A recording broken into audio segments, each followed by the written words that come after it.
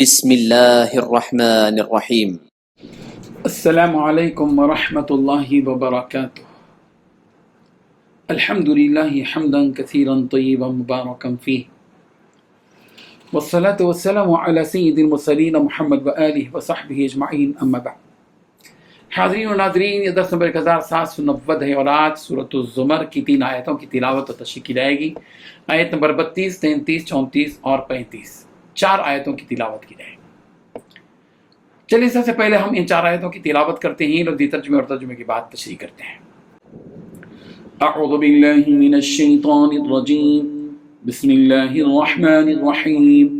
فمن اظلم ممن كذب على الله وكذب بالصدق إذ جاءه أليس في جهنم مثوى للكافرين والذي جاء بالصدق وصدق به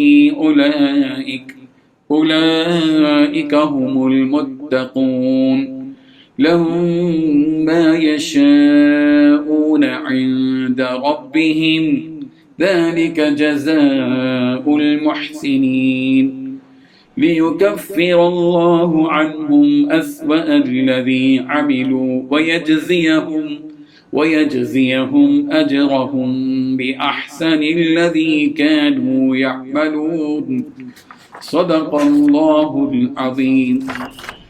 لفظی ترجمہ یوں ہے، فمن پھر کون، اظلم زیادہ ظالم ہے، ممن اس سے جس نے، کذب جھوٹ بولا، علی اللہ اللہ پر، وکذب اور اس نے جھٹلایا، بالصدق سچائی کو، اذ جب جاء وہ آئی اس کے پاس، الیسا کیا نہیں ہے، فی جہنم جہنم میں، مثوی ٹھکانہ، للکافرین کافروں کا، والذی اور وہ جو جا آیا بالصدق سچائی کے ساتھ، وصدق اور جس نے تصدیق کی بھی اس کی، اولئک ہم یہی لوگ ہیں، المتقون متقی، لہم ان کے لیے ہے، ما جو یشاؤون وہ چاہیں گے، عند ربہم ان کے رب کے پاس، ذالک یہ ہے، جزاء المحسنین نیکی کرنے والوں کا بدلہ، لیکفر تاکہ دور کر دے اللہ عنہم ان سے، اسوأ الذی برائی وہ جو عملوا انہوں نے کی، ویجزیہم اور دے ان کو اجرہم ان کا اجر، بأحسن نیکی کے بدلے میں، الذی وہ جو کانوا وہ تھے، یعملون عمل کرتے۔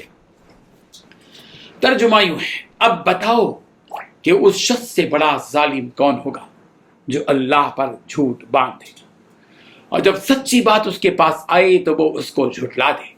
کیا جہنم میں ایسے کافروں کا ٹھکانہ نہیں ہوگا؟ اور جو لوگ سچی بات لے کر آئیں اور خود بھی اسے سچا مانی، وہ ہیں جو متقی ہیں، ان کو اپنے پروردگار کے پاس ہر وہ چیز ملے گی جو وہ چاہیں گے، یہ ہے نیک لوگوں کا بدلہ، تاکہ انہوں نے جو بدترین کام کیے تھے اللہ ان کا کفارہ کر دے، اور جو بہترین کام کرتے رہے تھے ان کا ثواب انہیں عطا فرمائے۔ ان 4 آیتوں میں 8 باتیں بتلائی گئی ہیں۔ پہلی بات، اب بتاؤ کہ اس شخص سے بڑا ظالم کون ہوگا جو اللہ پر جھوٹ باندھے۔ دوسری بات، جب سچی بات اس کے پاس آئے تو وہ اسے جھٹلا دے۔ تیسری بات، کیا جہنم میں ایسے لوگوں کا ٹھکانہ نہیں ہوگا۔ چوتھی بات، جو لوگ سچی بات لے کر آئیں اور خود بھی اسے سچا مانیں، یہ وہ ہیں جو متقی ہیں۔ پانچویں بات، ان کو اپنے پروردگار کے پاس وہ ہر وہ چیز ملے گی جو وہ چاہیں گے۔ چھٹی بات، یہ ہے نیک لوگوں کا بدلہ۔ ساتویں بات، تاکہ انہوں نے جو بدترین کام کیے تھے اللہ ان کا کفارہ کر دے۔ آٹھویں بات، جو بہترین کام کرتے رہے تھے ان کا ثواب انہیں عطا کر دے۔ بزرگان محترم، کافروں کی حالت اور انہیں ملنے والی وعیدیں بیان کرنے کے بعد اللہ تعالیٰ انہیں کافروں کا ایک اور عقیدہ بیان کر رہے ہیں۔ یہ کافر کہا کرتے تھے کہ اللہ تعالیٰ کو نعوذ باللہ اولاد ہے، اور فرشتوں کو وہ اللہ کی بیٹیاں قرار دیتے تھے، اور ساتھ میں نبی رحمت صلی اللہ علیہ وسلم کی رسالت کے بھی وہ منکر تھے۔ انہی کے بارے میں بیان کیا گیا کہ اس شخص سے زیادہ ظالم کون ہوگا جس نے اللہ تعالیٰ پر بہتان باندھا۔ یہ بہتان وہی ہے کہ یہ لوگ اللہ کی جانب اولاد کی، بیوی کی اور شریک کی نسبت کیا کرتے تھے، اور انہوں نے اس بات کو جھٹلایا جو حضرت محمد مصطفیٰ صلی اللہ علیہ وسلم لے کر آئے، یعنی آپ کی رسالت اور اللہ کے احکام کو جو قرآن کی شکل میں آپ علیہ الصلوۃ والتسلیم کے ساتھ بھیجے گئے، اور مرنے کے بعد دوبارہ اٹھائے جانے کا بھی ان لوگوں نے انکار کیا۔ کافروں کو ان کے اعمال کے سبب جہنم میں نہیں ڈالنا چاہیے۔ کیا جہنم ان کا ٹھکانہ نہیں بننا چاہیے؟ یہ سوال دراصل ایک جواب ہے کہ ہاں، ایسے لوگوں کا ٹھکانہ ضرور جہنم ہی ہوگا، جو کہ بہت برا ٹھکانہ ہے۔ ان کافروں کا تذکرہ کرنے کے بعد اللہ تعالیٰ مومنوں کا تذکرہ یوں فرما رہے ہیں کہ ایک طرف تو وہ لوگ تھے جنہوں نے حق بات یعنی اسلام کو جھٹلایا تو ان کا ٹھکانہ جہنم ہو گیا، دوسری طرف وہ لوگ ہیں جنہوں نے اس حق بات کو تسلیم کیا اور اس پر عمل بھی کیا، تو یہ لوگ اللہ کے یہاں متقی لکھے جائیں گے۔ حضرت ابن عباس رضی اللہ عنہما نے فرمایا کہ یہاں والذی جاء بالصدق سے مراد لا الہ الا اللہ ہے، اور صدق بھی سے مراد رسول اللہ صلی اللہ علیہ وسلم ہیں، اور اولئک هم المتقون سے مراد یہ لوگ شرک سے بچ گئے۔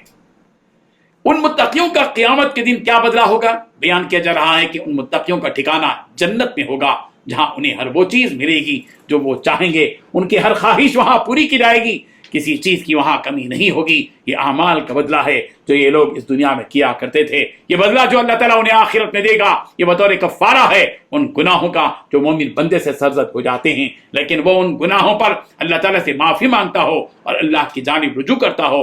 اس سے اس بات کا پتہ چلتا ہے کہ اگر مومن سے کوئی گناہ ہو جاتا ہے اور پھر وہ مومن سچے دل سے اللہ تبارک و تعالیٰ کی بارگاہ میں اپنے گناہوں کی معافی مانگتا ہے اور توبہ کرتا ہے تو اللہ تعالیٰ اس کے گناہ کو معاف فرما دیتے ہیں۔ اسی کو یہاں بیان کیا گیا لیکفر اللہ عنہم اسوأ الذی عملوا، یہ بطور کفارہ ان مومن بندوں کو عطا کیا جائے گا جنہوں نے اپنے گناہوں کی معافی اللہ تعالیٰ سے مانگ لی ہو، اور جن لوگوں نے اپنے آپ کو گناہوں سے بچائے رکھا، یہ جنت ان کے نیک اعمال کا صلہ ہے جو انہیں کل آخرت میں ملے گی۔ اللہ تعالیٰ ہم سب کو ان آیات سے سبق حاصل کرنے والا بنا دے، آمین۔ وآخر دعوانا ان الحمد للہ رب العالمین۔